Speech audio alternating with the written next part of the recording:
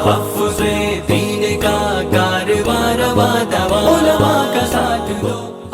ثانی انٹرنیشنل حج عمرہ tours and travels. حج عمرہ جانے کے خواہش مند حضرات اسکرین پر دیے گئے نمبرز پر کال کریں۔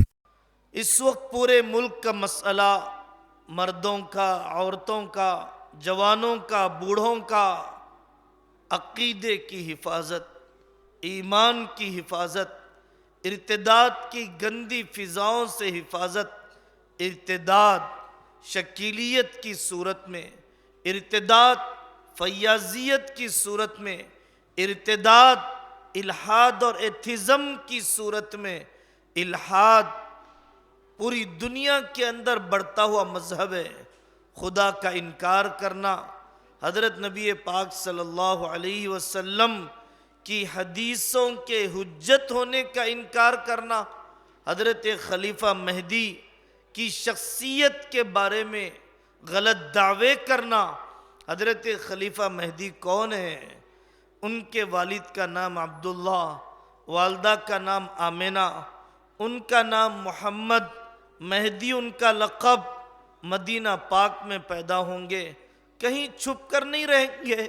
اورنگ آباد کے گاؤں میں لوگوں کو چھپے طور پر بیعت نہیں کرائی جائے گی، خلیفہ مہدی کھل کر رہیں گے اور قیادت ان کی طرف چل کر آئے گی۔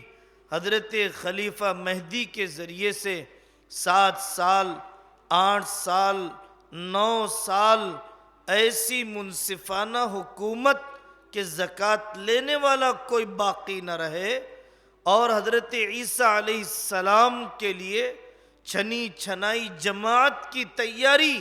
حضرت خلیفہ مہدی کے پیچھے حضرت عیسیٰ علیہ السلام نماز پڑھیں گے۔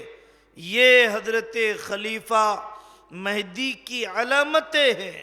نہ جانے کتنے جھوٹے پیدا ہو گئے۔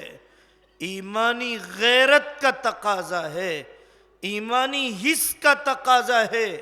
اگر ڈپلیکیٹ ابو بکر آ جائے، ڈپلیکیٹ کوئی خالد آ جائے اور وہ دعویٰ کر دے یہ زمین میری ہے، یہ 1 گز میرا ہے، جان پر کھیلیں گے اپنی زمین کو بچانے کے لیے۔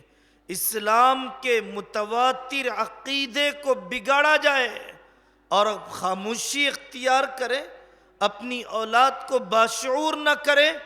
علامہ پٹنی رحمت اللہ علیہ، مہدویت کا فرقہ پھلنے پھولنے لگا، اپنی فضیلت کی پگڑی کو نکال دیا، صرف ٹوپی پر رہنے لگے۔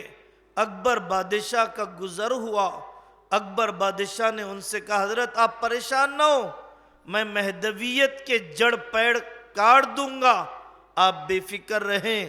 اکبر نے اطمینان دلایا، انہیں تسکین دی اور ان کے سر پر دوبارہ دستار فضیلت رکھی۔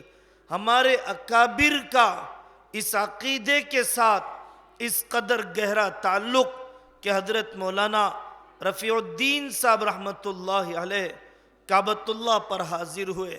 یاد آیا حضرت خلیفہ مہدی ظاہر ہوں گے، بادشاہ بدلیں گے، لیکن کعبے کی چابی رکھنے والا خاندان نہیں بدلے گا۔